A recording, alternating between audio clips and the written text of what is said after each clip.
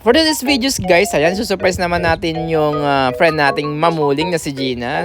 Dahil nga naman karawan niya ngayon, bibigyan natin siya ng cupcake na pangmalakasan na galing sa Garita pa guys. O in-store. Habang inaantay namin si Virgo para sabay-sabay na sanang i-blow the candle yung cake ni Gina. Ayan. At para humaba pa yung baba niya, ay este yung buhay niya pala. At dali-dali na nga kami naghanap ng lighter para masindihan na yung candle. Pagpasok pa lang namin guys, ayun, marami-rami na pala silang bisita na nag-aantay para sa chibugan kagaya naming oras at panangan. Birthday to you. Happy birthday. Happy birthday.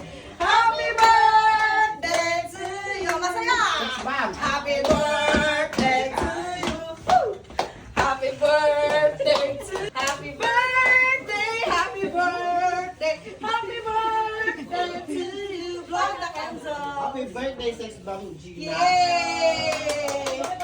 Kaya binigyan na rin natin ng pangmalakasang birthday greetings para kay Muling. Sana more blessings to come and good health lang. Ayan, yung masasabi namin. Pagkatapos nga naman ng greetings, ano pa nga naman kasunod, di chubugan na. Eto talaga yung inaabangan namin guys, yung pamalakasan niyang handa para sa amin. Kaya alam ko sa tingin pa lang masarap na. Alam kong naglalaway ka na rin sa mga nakikita mo. Gamang antela. Don't worry, ako na bahala sa inyo. Iyak ka ng takila, ayan, para busog ka na rin sa panunood ng aming video. Pagkatapos din namin kumain guys, ayan, hindi na ako nakapag-video, ayan, may tira pa palang mga ganyang pagkain para kay Sikniko. Buti may natira pa, no? Pero mas inaabangan ko rin yung cake na parang ayaw pa niyang magbigay. Nagmamakaawa na nga si Jonathan kahit isang slice lang. Kasi nga nagliliha daw siya.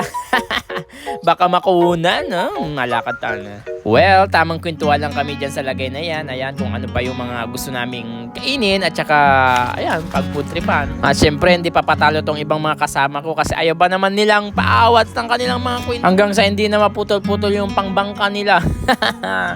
Pero alam mo ba, mas masarap makipagkwentuhan sa mga taong totoo sa'yo at totoong pagkatao.